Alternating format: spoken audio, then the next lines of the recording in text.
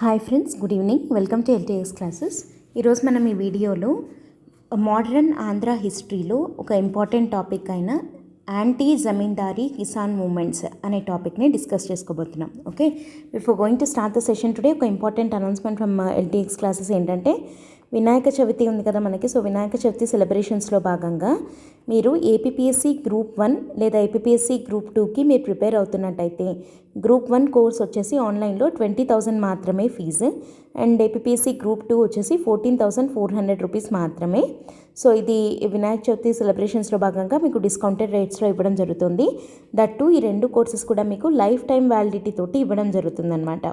And ఈ offer వచ్చేసి మీకు 7th సెప్టెంబర్ వినాయక చవితి రోజు వరకు వ్యాలిడ్ ఉంటుంది. సో దీనికి సంబంధించి మీకు ఏదైనా డౌట్స్ ఉంటే you can contact this number or else you can go through the website ltxclasses.com. And at the same time మీరు యూపీఎస్సీ కనుక తీసుకోవాలి అని అనుకుంటున్నట్టయితే ఎల్టీఎక్స్ క్లాసెస్లో ఆఫ్లైన్లో తీసుకోవాలి అన్నట్టయితే వైజాగ్ బ్రాంచ్లో వచ్చేసి UPSC fee 28,000 rupees, and APPSC group 1 offline అయితే 24,000, ఏపీపీఎస్సీ గ్రూప్ 2 ఆఫ్లైన్ అయితే 18,000 రూపీస్కే మీకు ఇవ్వడం జరుగుతుంది. That to with life time validity అనమాట. ఇదేంటంటే ఆఫ్లైన్ క్లాసెస్ అంటే వైజాగ్లో అయితే ఇవి కూడా మీకు లైఫ్ టైం వ్యాలిడిటీ తోటే వస్తాయి. అండ్ ఈ ఆఫర్ కూడా మీకు 7th సెప్టెంబర్ వరకు మాత్రమే వ్యాలిడ్ ఉంది. సో దీనికి సంబంధించి ఏదైనా డౌట్స్ ఉన్నా కూడా you can contact the same number. You can have some free demo class, ఆ తర్వాత మీరు డిసైడ్ అవ్వచ్చు అనమాట. Okay, so offer 7th September వరకు మాత్రమే valid, only few days left కాబట్టి డిసైడ్ చేసుకొని త్వరగా ఈ కోర్సెస్కి సబ్స్క్రైబ్ చేసుకోండి. ఓకే, సో ఈరోజు మన టాపిక్ ఏంటంటే anti zamindari Kisan movements in modern Andhra. Modern ఆంధ్రాలో జమీందారీ వ్యతిరేక రైతు ఉద్యమాలు అనేది ఒక ఇంపార్టెంట్ టాపిక్ మోడర్న్ ఆంధ్ర హిస్టరీలో. సో వాటి గురించి చూద్దాం. సో అవి తెలియాలి, అసలు ఏంటి ఆ ఇంపార్టెంట్ రైతు ఉద్యమాలు ఏమున్నాయి, వాటి లీడర్స్ ఎవరు, అండ్ ఎవరికి వ్యతిరేకంగా చేశారు అనే దాని పర్స్పెక్టివ్లో మనకి క్వశ్చన్స్ అనేవి అడుగుతూ ఉంటారనమాట. ఓకే, సో ఇదంతా మనకు తెలియాలంటే ఫస్ట్ మనం జమీందారీ సిస్టమ్కి సంబంధించి కొన్ని బేసిక్ పాయింట్స్ తెలియాలి కదా. సో అవి చూసేద్దాము, ఆ తర్వాత మనం దాంట్లోకి వెళ్దాం. ఇక్కడ యాంటీ జమీందారీ కిసాన్ మూమెంట్స్ అనేవి మోడర్న్ ఆంధ్రాలో పర్టికులర్గా ఏ ఏరియాలో జరిగాయంటే కోస్టల్ ఆంధ్రప్రదేశ్లో జరిగాయి. ఎందుకు కోస్టల్ ఆంధ్ర అని పర్టికులర్గా మనం అంటున్నాము అని అంటే, మనకి ఆంధ్రప్రదేశ్లో ల్యాండ్ రెవెన్యూ సిస్టమ్స్ 3 రకాలుగా ఉన్నాయన్నమాట. 3 టైప్స్ ఆఫ్ సిస్టమ్స్ని బ్రిటిషర్స్ ఆంధ్రాలో ఇంప్లిమెంట్ చేయడం జరిగింది. ఏవేవవి అనంటే, నెల్లూరు చిత్తూరు ఏరియాస్లో వచ్చేసి మహల్వారీ సిస్టమ్ని ఇంప్లిమెంట్ చేశారు, రాయలసీమలో వచ్చేసి రైత్వారీ సిస్టమ్ని ఇంప్లిమెంట్ చేశారు, కోస్టల్ ఆంధ్రాలో మాత్రమే జమీందారీ సిస్టమ్ ఉండింది. ఓకే, కోస్టల్ ఆంధ్రాలో ఏ టైప్ ఆఫ్ ల్యాండ్ రెవెన్యూ సిస్టమ్ని యూజ్ చేశారు, జమీందారీ సిస్టమ్ని వాడారనమాట. ఈ జమీందారీ టైప్ ఆఫ్ ల్యాండ్ రెవెన్యూ సిస్టమ్ని ఇంకా ఏ పేర్లతోటి పిలుస్తారు అనంటే, కంచెకట్టు ఆవరణ పద్ధతి, వలయబద్ధ రక్షణ పద్ధతి అని 2 పేర్లతోటి పిలుస్తారు. దీన్నే ఇంగ్లీష్లో రింగ్ ఫెన్స్ పాలసీ అని కూడా అంటారనమాట. ఓకే, సో ఈ జమీందారీ సిస్టమ్కి వ్యతిరేకంగా 1930 to 1940 మధ్యకాలంలో విపరీతంగా జమీందారీ వ్యతిరేక రైతు ఉద్యమాలు. ఎవరు జమీందారీలకు వ్యతిరేకంగా ఉద్యమాలు చేస్తారు? రైతులు కదా. సో ఇది మామూలుగా కూడా అంతకు ముందు కూడా జరిగాయి, బట్ ఈ పర్టికులర్ టైం పీరియడ్లో చాలా ఎక్కువగా జరిగాయి అన్నమాట. సో అవి ఎక్కడెక్కడ జరిగాయి అండ్ ఫైనల్గా వీటన్నిటి యొక్క అవుట్కమ్ ఏంటి అనేది ఈరోజు మనం చూడబోతున్నాం. ఓకే, సో ఇక్కడ మనకు అన్నిటికన్నా ఫస్ట్ తెలియాల్సిందేది ఏంటంటే, బేసికల్గా ఇక్కడ రైతులందరూ దేనికి వ్యతిరేకంగా తిరుగుబాటు చేశారు అంటే, ఈ జమీందారులకు వ్యతిరేకంగా అంటున్నాం కదా. జమీందారులకు ఎందుకు వ్యతిరేకంగా వీళ్ళు తిరుగుబాటు చేశారు అని అంటే, జమీందారులు బ్రిటిషర్స్కి చెల్లించేది, ఓకే, రైతులు జమీందారులకు చెల్లించేది కాదు. జమీందారులు బ్రిటిషర్లకు చెల్లించే పన్నుని పేష్కుష్ అనే పేరుతోటి పిలుస్తారు. ఓకే, పేష్కుష్ అని. ఈ పేష్కుష్ని విపరీతంగా వేసేవాళ్ళు బ్రిటిషర్స్ జమీందార్స్ మీద. సో ఆబ్వియస్గా జమీందారులు అంత పేష్కుష్ వాళ్ళు టైంకి కట్టకపోతే వాళ్ళ జమీందారీ హక్కులు వాళ్ళు కోల్పోయేవాళ్ళు అనమాట. సో కాబట్టి ఆ ప్రెషర్ వల్ల బ్రిటిషర్స్ జమీందారుల మీద పెట్టినటువంటి ఈ పేష్కుష్ అనే ప్రెషర్ వల్ల జమీందారులు ఏం చేసేవాళ్ళు, ఆ ప్రెషర్ని రైతుల మీద చూపెట్టేవాళ్ళు. సో రైతుల దగ్గర నుంచి బలవంతంగా వాళ్ళ భూముల్ని జప్తు చేయడము, లేదా ట్యాక్సులు విపరీతంగా వేసి కట్టించడము, ఇట్లాంటివి చేసేవాళ్ళు అనమాట. కాబట్టి ఈ జమీందారులకు వ్యతిరేకంగానే రైతు ఉద్యమాలు జరిగాయన్నమాట. మొత్తానికి ఓవరాల్గా ఈ రైతు ఉద్యమాలంతట్లోకి కీ రోల్ ప్లే చేసిన లీడర్ ఎవరు అని అంటే ఆచార్య ఎన్జి రంగా గారు. ఈయన సిపిఐ లీడర్ అనమాట. సో సిపిఐ లీడర్గా ఎన్జి రంగా గారు ఈ జమీందారీ వ్యతిరేక రైతు ఉద్యమాలకి మెయిన్ లీడర్గా ఉన్నారు. ఇది ఓవరాల్గా. అట్లా కాకుండా జనరల్గా ఒక్కొక్క ఏరియాలో ఒక్కొక్కరు లీడర్ లాగా ఉన్నారు. వాళ్ళు ఎవరు అనేది చూద్దాం మనం. ఓకే. అండ్ 1928లో ఇక్కడ 2 ఇంపార్టెంట్ ఆర్గనైజేషన్స్ గురించి చూడాలి. ఒకటి వచ్చేసి ఆంధ్ర రాష్ట్ర రైతు సంఘం, ఇంకోటి వచ్చేసి ఆంధ్ర రాష్ట్ర వ్యవసాయ కూలీ సంఘం. ఇవి 2 important organisations which fought for the cause of the farmers against the zamindari system అనమాట. అవి ఏవేవి అని అంటే 1928లో ఆంధ్ర రాష్ట్ర రైతు సంఘం ఒకటి, 1937లో ఆంధ్ర రాష్ట్ర వ్యవసాయ కూలీ సంఘం ఒకటి. ఆంధ్ర రాష్ట్ర రైతు సంఘం 1928లో పెట్టారు, కానీ తర్వాత దీన్ని ఇండియన్ నేషనల్ కాంగ్రెస్లో మర్జ్ చేసేశారు, కలిపేశారు. తర్వాత ఆంధ్ర రాష్ట్ర వ్యవసాయ కూలీ సంఘం 1937లో పెట్టారు, but it was later merged with Communist Party of India, సిపిఐలోకి కలిపేశారనమాట. ఓకే. వ్యవసాయ కూలీ సంఘం నుంచి సిపిఐలోకి, రాష్ట్ర రైతు సంఘం నుంచి ఇండియన్ నేషనల్ కాంగ్రెస్లోకి మెర్జ్ చేసేయడం జరిగింది. ఇవి basic points about zamindari system మీరు గుర్తుపెట్టుకోవాల్సినవి. ఇప్పుడు ఒక్కొక్క చోట జరిగిన ఇంపార్టెంట్ ఏరియాస్ ఎక్కడ యాంటీ జమీందారీ మూమెంట్స్, కిసాన్ మూమెంట్స్ జరిగాయి అనేది మనం చూద్దాం. ఓకే. అంతకన్నా ముందు ఎన్జి రంగా గారి గురించి ఇంకా కొన్ని పాయింట్స్ ఉన్నాయి. ఎన్జి రంగా గారు తర్వాత గొట్టిపాటి బ్రహ్మయ్య వీళ్ళిద్దరూ కలిసి 1931లో రైతుల కోసం ఏమేం చేశారు అని అంటే 1931లో నిడుబ్రోలు అనే చోట రైతు రక్షణ సంఘాలు అని పెట్టారు, అన్నదాత అనే పత్రికను నడిపారు, రైతు పాఠశాలలు కూడా కట్టించడం జరిగింది. సో ఈ రైతు రక్షణ సంఘాలు అనేది వేటి కోసం పెట్టారు? ఓకే.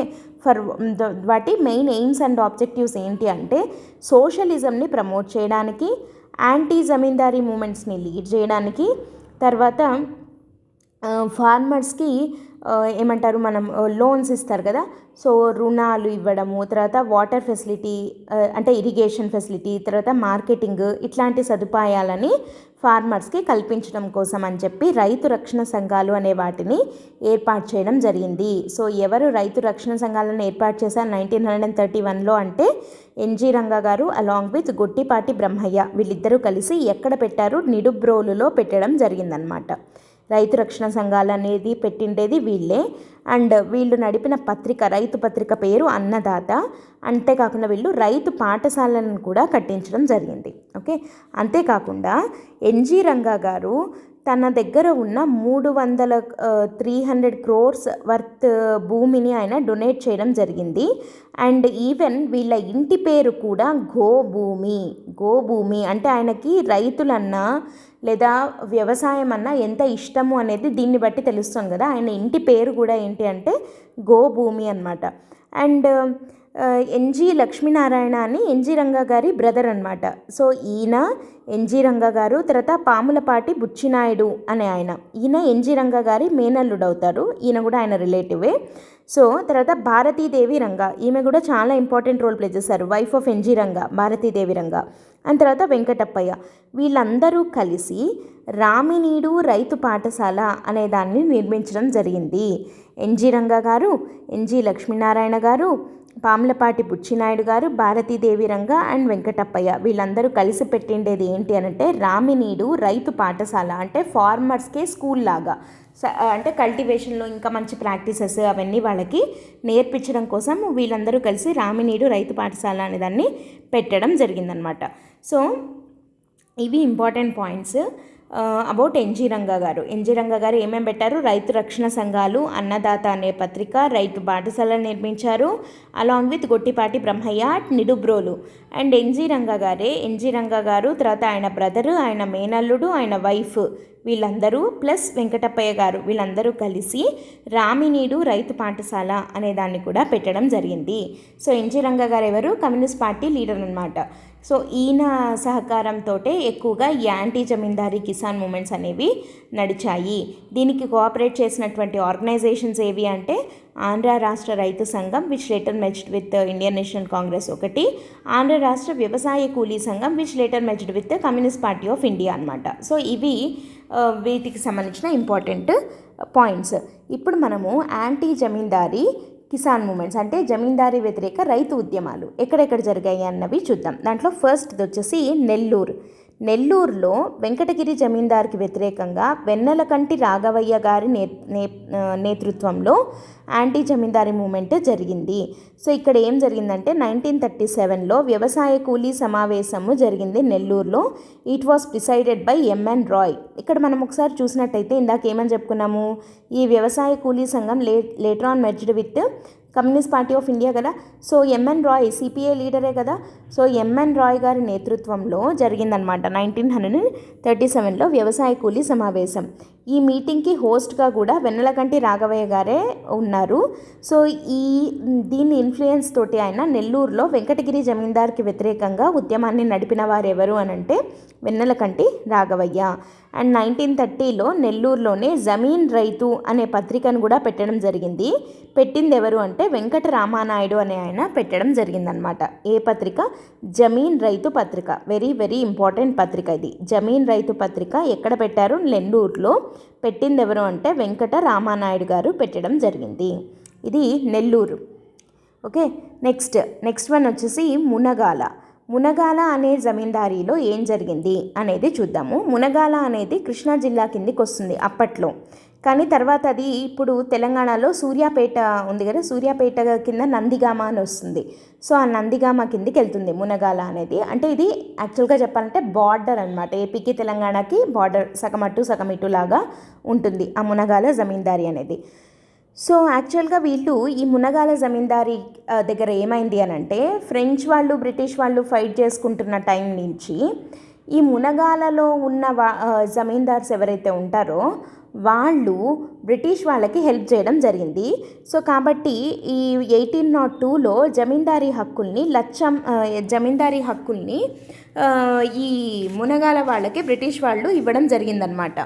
యాక్చువల్గా ఇక్కడ మునగాల జమీందారు ఎవరు అనంటే, మునగాల జమీందార్ పేరు వెంకట్రామయ్య. ఆ వెంకట్రామయ్య అనే ఆయన చిన్న ఏజ్లోనే చనిపోవడంతో 1873లో జమీందారీ హక్కులు లచ్చమ్మ, ఆయన వైఫ్ పేరు లచ్చమ్మ దొరసాని అంటారనమాట, ఆమె చేతిలోకి వెళ్ళాయి. ఓకే, యాక్చువల్గా 1802లో జమీందారీ హక్కులు వీళ్ళ ఫ్యామిలీకి వచ్చాయి. ఎవరికి? వెంకట్రామయ్య గారి ఫ్యామిలీకి వచ్చాయన్నమాట. కానీ వెంకట్రామయ్య గారు చిన్న ఏజ్లో, లచ్చమ్మ గారిని పెళ్లి చేసుకున్న తర్వాత కొద్ది రోజులకే వెంకట్రామయ్య గారు చనిపోవడంతో 1873లో వెంకట్రామయ్య గారి హక్కులు ఆయన వైఫ్ లచ్చమ్మరావు, ఆయన పేరు మీద లచ్చమ్మరావు అనేది ఆమె పేరు, లేదా లచ్చమ్మ దొరసాని అని కూడా అంటారు, జమీందారులు కదా, సో దొరసాని అని పిలుస్తుంటారు. సో లచ్చమ్మ దొరసానికి రావడం జరిగిందనమాట.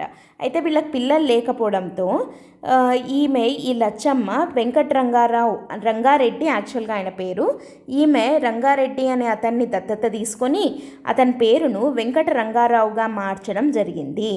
అప్పటి నుంచి మునగాల రాజా ఎవరు అనంటే వెంకట రంగారావు, నాయిని వెంకట రంగారావు అనమాట. నాయిని వెంకట రంగారావు, ఈయన అడాప్టెడ్ సన్ ఆఫ్ లచ్చమ్మ దొరసాని, who is zamindar of Munagala. So Munagala Raja ఇప్పుడు ఎవరు అనంటే, అంటే ఇప్పుడు మనం చెప్పుకుంటున్న టైంకి ఎవరు అంటే నాయిని వెంకట రంగారావు గారు. ఈయన 1900 నుండి 1948 వరకు మునగాలకి జమీందార్గా ఉన్నారు. And he played a very key role in Vande Mataram మూమెంట్లో అంటే ఈయన యాక్చువల్గా చాలా మంచి నేషనల్ లీడర్ అనమాట. అంటే ఫ్రీడమ్ మూమెంట్లో బాగా పార్టిసిపేట్ చేసిన వ్యక్తి ఈయన. అండ్ చాలా ఆదర్శభావాలు ఎక్కువగా ఉన్న వ్యక్తి. వందే మాతరం మూమెంట్లో కీ రోల్ ప్లే చేశాడు. అండ్ ఈయన చదువుకునే టైంలో రఘుపతి వెంకటరత్నం నాయుడు గారు ఉన్నారు కదా, సోషల్ రిఫార్మర్, ఆయనను చూసి చాలా ఇన్ఫ్లుయెన్స్ అయిన వ్యక్తి నాయని వెంకటరంగారావు.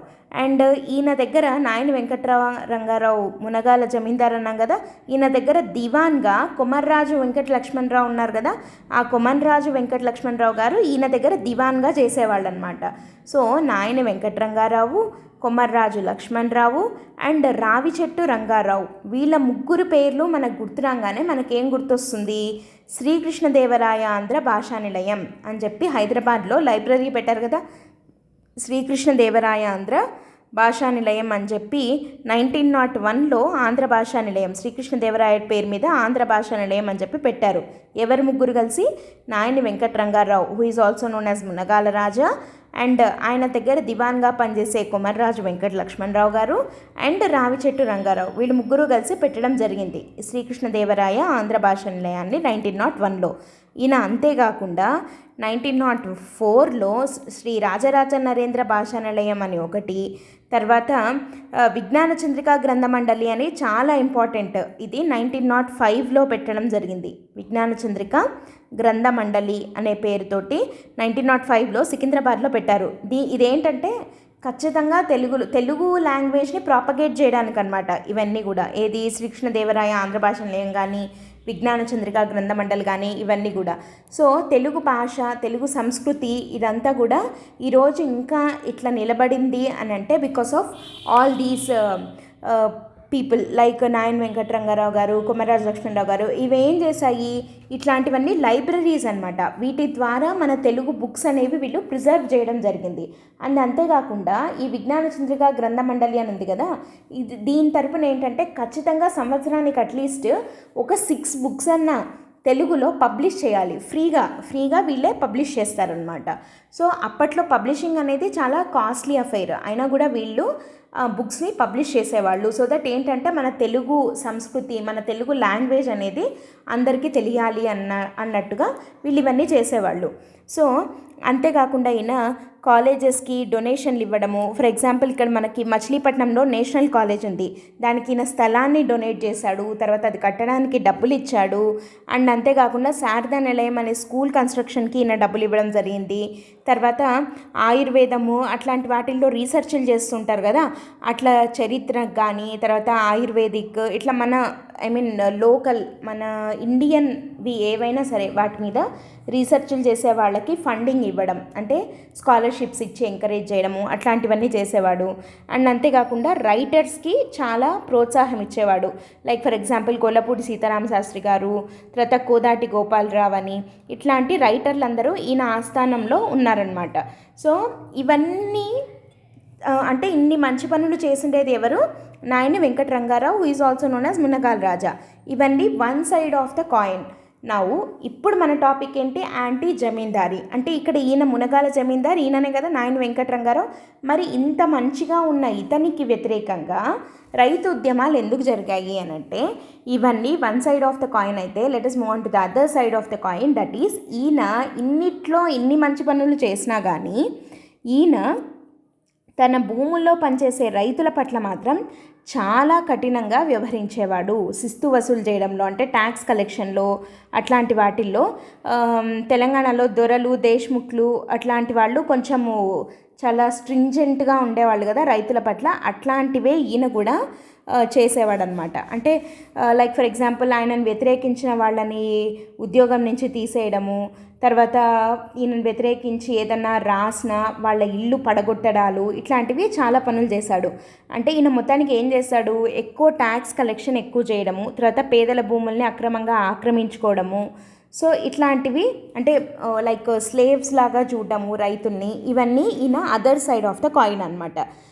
సో ఇట్లాంటి నాయని వెంకటరంగారావు గారికి వ్యతిరేకంగా చేసిండేదే మనకి మునగాల రైతు ఉద్యమము. ఇక్కడ ఏం జరిగింది అనేది చూద్దాము. రైతుల్ని చాలా బాధించేవాడు నాయని వెంకటరంగారావు ఈయన యాక్చువల్గా కాదు. అండ్ 1931 జూన్ 11న మునగాల దినోత్సవం అని చెప్పి ప్రకటించారు. ఇక్కడ రైతులకు సపోర్ట్గా నిలబడిండేది ఏది అని అంటే ఇందాక మనం జమీన్ రైతు పత్రిక అని చెప్పుకున్నాం కదా, నెల్లూరు వెంకటరమణ నాయుడు గారు పెట్టిండేది. సో ఆ రైతు పత్రిక ఇక్కడున్న రైతుల గురించి, వాళ్ళ యొక్క కష్టాల గురించి రాయడం జరిగింది. అండ్ మునగాల జమీన్ రైతు సంఘం అనేది ఏర్పాటైంది for farmers of this particular area in 1930లో దీన్ని పెట్టారు. దీనికి ఈ జమీన్ రైతు సంఘం అట్ మునగాల పెట్టిండేది ఎవరు అనంటే బచ్చు జగన్నాథరావు గారు పెట్టడం జరిగింది. అండ్ ఈ బచ్చు జగన్నాథరావు గారు తర్వాత ఇక్కడున్న వీళ్ళందరూ కలిసి చేసిన ఒక సత్యాగ్రహం పేరేంటి అనంటే కలుకోవా సత్యాగ్రహం. కలుకోవా సత్యాగ్రహంలో మెయిన్ లీడర్ ఎవరు అనంటే నండూరి ప్రసాద్ గారు. నండూరి ప్రసాద్ నండూరి ప్రసాద్ అనే ఆయన కలుకోవా సత్యాగ్రహం అనే దాన్ని అగెయిన్స్ట్ మునగాల జమీందార్ చేయడం జరిగింది. And this Kalukova satyagraha was very much popular, అంటే హైలీ సక్సెస్ఫుల్ అయింది. 1938లో ఈ కలుకోవా సత్యాగ్రహం చేశారు and it was highly successful. ఈ కలుకోవా సత్యాగ్రహం సక్సెస్ అవ్వడంతో ఇది మిగతా గ్రామాలకంతటికి కూడా స్ప్రెడ్ అయిందనమాట. సో దీన్ని బట్టి ఫైనల్గా ఏం జరిగింది అని అంటే 1939 అప్పటి Madras state revenue minister Tanguturi Prakasam Pantulu garu, NG Ranga గారు, వీళ్ళిద్దరూ కరెక్ట్గా ఆ టైంకి 1939లో వీళ్ళు మునగాలకు వచ్చి అక్కడ డైరెక్ట్గా రైతులతోటి మాట్లాడి వాళ్ళ సమస్యల్ని పరిశీలిస్తాము అని చెప్పి హామీ ఇవ్వడంతో ఈ ఉద్యమం ముగిసిందనమాట. సో ఇది మునగాల సంస్థానంకి వ్యతిరేకంగా రైతులు చేసిన ఉద్యమం. సో మునగాల సంస్థానానికి వ్యతిరేకంగా రైతులు చేసిన ఉద్యమం అంటే మనకు గుర్తురావాల్సిన పాయింట్స్ ఏంటంటే ఇక్కడ ఎవరు జమీందార్కి వ్యతిరేకంగా చేశారు, ఇక్కడ నాయని వెంకటరంగారావు గారికి వ్యతిరేకంగా. అండ్ దీనికి సపోర్ట్ చేసిన పత్రిక జమీన్ రైతు పత్రిక, దాన్ని పెట్టింది నెల్లూరు వెంకటరామానాయుడు గారు. అండ్ ఇక్కడ సంఘం దీనికి సపోర్ట్ చేసినది మునగాల జమీన్ రైతు సంఘం, దాన్ని పెట్టిండేది బచ్చు జగన్నాథరావు. అండ్ ఈ జమీందార్కి వ్యతిరేకంగా చేసిన సత్యాగ్రహం కలుకోవా సత్యాగ్రహం 1938లో. సో ఇది నండూరి ప్రసాద్ అనే ఆయన ఈ కలుకోవా సత్యాగ్రహం చేశారు కలుకోవా అనే గ్రామంలో. ఇది సక్సెస్ఫుల్ అవ్వడంతో మిగతా గ్రామాలకు కూడా ఇది స్ప్రెడ్ అయ్యి విపరీతంగా పెరిగిందనమాట. సో కాబట్టి ఫైనల్గా ఇది ఏం జరిగింది అని అంటే 1939 జూన్ 11న మునగాల దినోత్సవంగా ప్రకటించారు. అండ్ 1939 జూన్ 18న అప్పటి మెడ్రాస్ సీఎం ప్రకాశం పంతులు గారు అండ్ ఎన్జి రంగా వచ్చి వీళ్ళకి హామీ ఇవ్వడంతో ఈ ఉద్యమం ముగిసింది. ఓకే, ఇది మునగాల సంస్థానంలో. నెక్స్ట్ సెకండ్ది వచ్చేసి వెంకటగిరి సంస్థానం. ఈ వెంకటగిరి సంస్థానం అంటే కోస్తాంధ్ర సంస్థానాలలోనే అతిపెద్ద సెకండ్ లార్జెస్ట్ సంస్థానం అనమాట. ఫస్ట్ది ఏది అంటే విజయనగరం సంస్థానం, రెండోది వెంకటగిరి. ఇది నెల్లూరు జిల్లా కిందికి వెళ్తుంది వెంకటగిరి సంస్థానము. సో నెల్లూరు జిల్లా రెండో అతిపెద్ద సంస్థానం. దీని కిందకి 730 గ్రామాలు వస్తాయి. ఇక్కడ వెంకటపతి రాజా ఇంప్లిమెంట్ చేసిన పద్ధతిని ఏమంటారంటే కోరు పద్ధతి అంటారు. ఈ కోరు పద్ధతికి వ్యతిరేకంగా ఇక్కడ మనకి మూమెంట్ అనేది జరిగిందనమాట. కోరు పద్ధతి అంటే ఏంటి అంటే పండే పంటతో సంబంధం లేకుండా రైతులు సగభాగం జమీందారుకి ఇవ్వాలి, ఇది కోరు పద్ధతి అంటే. సో ఈ కోరు పద్ధతికి వ్యతిరేకంగా వెంకటగిరి సంస్థానంలో మూమెంట్ అనేది జరిగింది. సో ఈయనకు వ్యతిరేకంగా ఎవరు మూమెంట్ నడిపిన లీడర్స్ ఎవరు అని అంటే వెన్నెలకంటి రాఘవయ్య అనే ఆయన, ఈయన very important. Vennelakanti Raghavayya and Nellore Venkataramanaidu, ఎవరు జమీన్ రైతు పత్రిక ఆయన ఉన్నాడు కదా. సో వీళ్ళిద్దరూ ఈ నెల్లూరు సంస్థానంలో వెంకటగిరి సంస్థానానికి దగ్గర మూమెంట్స్ చేసిండేది ఎవరు అని అంటే వెన్నెలకంటి రాఘవయ్య, నెల్లూరు వెంకటరామనాయుడు గారు. అండ్ ఇక్కడ ఇంకొక ఇంపార్టెంట్ పాయింట్ మనం ఏం చెప్పుకోవాలి అని అంటే ఈ వెన్నెలకంటి రాఘవయ్య గారు వీళ్ళు నడిపిన ఈ మూమెంట్ ఈ వెంకటగిరి సంస్థానానికి వ్యతిరేకంగా దీని అంతటి మీద రైతు బిడ్డ అనే మూవీ కూడా తీయడం జరిగింది. రైతు బిడ్డ అనే మూవీని తీయడం జరిగింది. సో ఈ రైతు బిడ్డ అనే మూవీ ఆడనీయకుండా కూడా ఈ వెంకటగిరి జమీందారు చాలా ట్రై చేయడం జరిగింది. ఆ జమీందారీ ఉద్యమం గురించి తీసిన ఈ మూవీని ఆడిచ్చే థియేటర్స్ని అంతా కాల్చడము ఇట్లాంటివంతా కూడా ఈయన చేయడం జరిగిందనమాట. సో ఇది నెల్లూరు వెంకటగిరి సంస్థానంలో జరిగినటువంటి రైతు యాంటీ జమీందారీ కిసాన్ మూమెంట్ అనమాట. ఈ రైతు బిడ్డ అనే మూవీ తీసిండేది ఎవరు అని అంటే ఇక్కడ క్లియర్గా లేదు, ఇక్కడ రాస్తున్నాను. గూడవల్లి రామబ్రహ్మం అనే ఆయన రైతు బిడ్డ అనే ఈ మూవీని తీయడం జరిగింది. ఓకేనా. అండ్ ఈయన అది ఆడనీయకుండా దాని మీద నిషేధం పెట్టి ఆ సినిమా హాళ్ళ మీదంతా దాడి చేసి తగలబెట్టించడం జరిగింది. ఫైనల్గా 1948లో మద్రాస్ రాష్ట్రంలో వచ్చిన మార్పుల ద్వారా ఇక్కడ పరిస్థితులన్నింటినీ అధ్యయనం చేయడానికి ఒక కమిటీని వేయడంతో ఈ ఉద్యమం కూడా ముగిసింది. వెంకటగిరి సంస్థానం. సో వెంకటగిరి సంస్థానంలో మెయిన్ లీడర్స్ ఎవరు అంటే వెన్నెలకంటి రాఘవయ్య, నెల్లూరు వెంకటరామనాయుడు. నెల్లూరు వెంకటరామనాయుడు అనగానే మనకు గుర్తురావాల్సిన పేరేంటి అంటే జమీన్ రైతు పత్రిక. ఓకే. నెక్స్ట్ సంస్థానం వచ్చేసి కాళీపట్నం సంస్థానం. కాళీపట్నం సంస్థానం ఎక్కడుంది అని అంటే వెస్ట్ గోదావరి జిల్లాలో ఉంది. సో ఇక్కడ ఏంటి అని అంటే ఇక్కడ ఈ కాళీపట్నం సంస్థానంలో ఉండే జమీందారు ఏం చేశాడు, ఓన్లీ వాణిజ్య పంటలు అంటే కమర్షియల్ క్రాప్స్ మాత్రమే పండించాలి అని చెప్పి ఫోర్స్ఫుల్గా వాళ్ళతోటి కమర్షియల్ ప్లాంటేషన్స్ చేయించడంతో దానికి వ్యతిరేకంగా రైతులకి సపోర్ట్గా నిలబడింది ఎవరు అని అంటే మెయిన్ లీడర్ వచ్చేసి భూపతిరాజు లక్ష్మీ నరసింహరాజు అనే ఆయన. అండ్ ఈయనకు సపోర్ట్గా ఉండింది భోగరాజు పట్టాభి సీతారామయ్య. సో వీళ్ళిద్దరూ కాళీపట్నం సంస్థానంలో జమీందారీ వ్యతిరేక రైతు ఉద్యమాల లీడర్లు.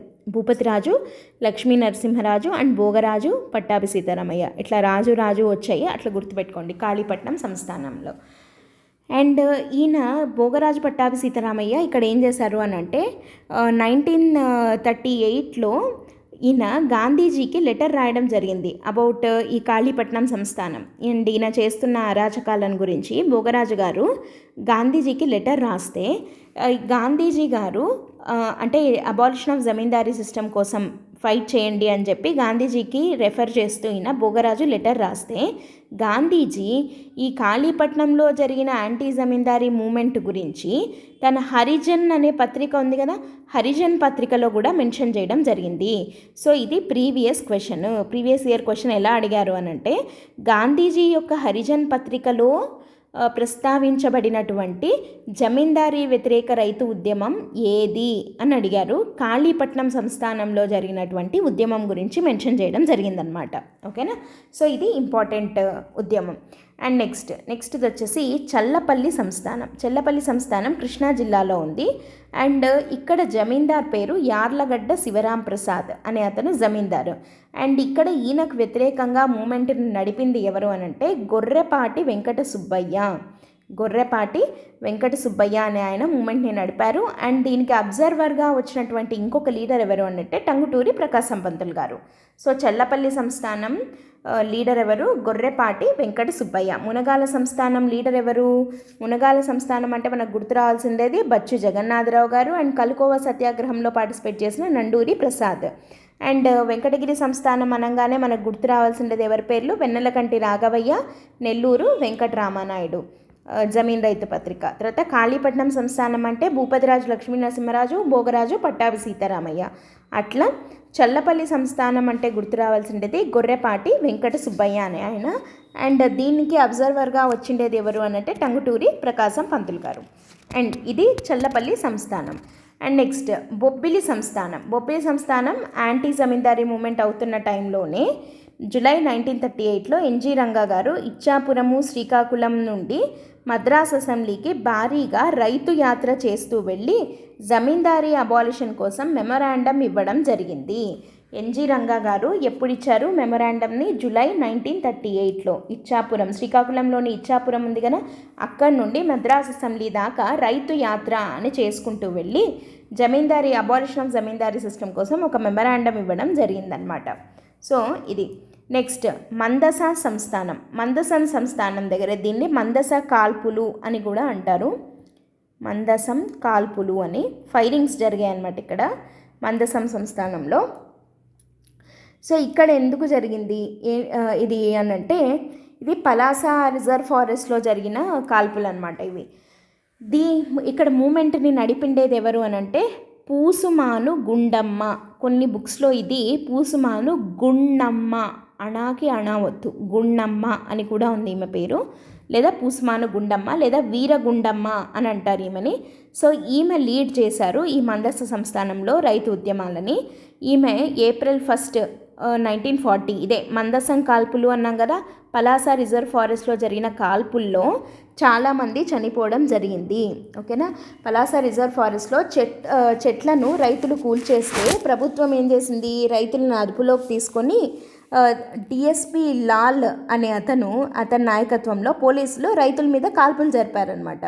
సో ఆ కాల్పుల్లో 5 రైతు కూలీలు చనిపోయారు.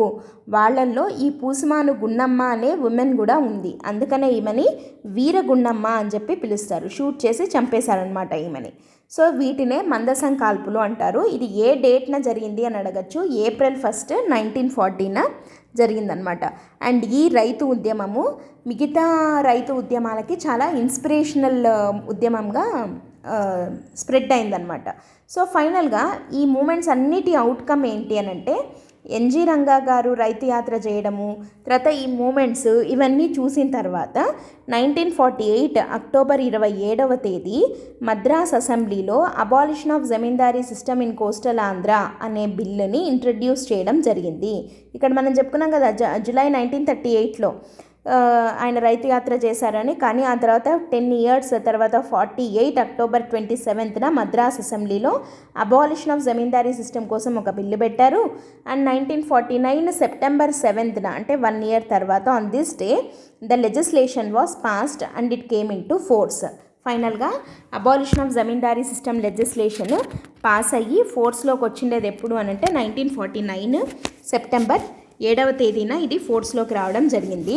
సో ఇప్పుడు మనల్ని క్వశ్చన్ ఎట్లా అడుగుతారు అని అంటే 1949 సెప్టెంబర్ 7న ఈ జమీందారీ అబాలిషన్ ఆఫ్ జమీందారీ చట్టం అమల్లోకి వచ్చింది కదా, ఆ టైంలో మద్రాసు సీఎం ఎవరు అని అడగచ్చు. ఆయన పేరు OP Ramaswamy Reddiyar. Okay, so abolition of zamindari అప్పుడు మద్రాస్ అసెంబ్లీ సీఎం ఎవరు అని అంటే OP Ramaswamy Reddiyar.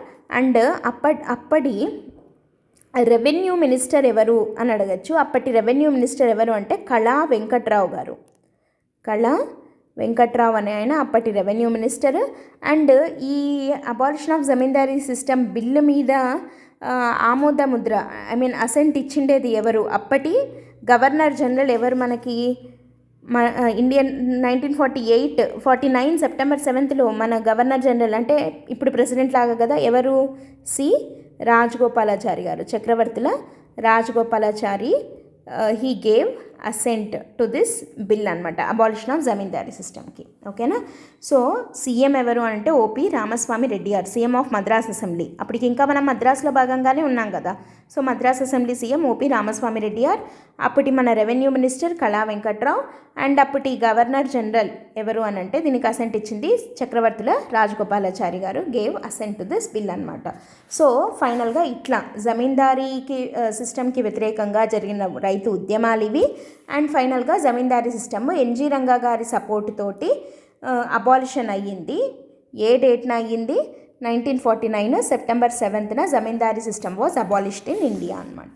Okay, so ఇది మోడ్రన్ ఆంధ్ర హిస్టరీలో యాంటీ జమీందారీ కిసాన్ మూమెంట్స్, జమీందారీ వ్యతిరేక రైతు ఉద్యమాలు అనే టాపిక్ మనం డిస్కస్ చేసుకోవడం జరిగింది.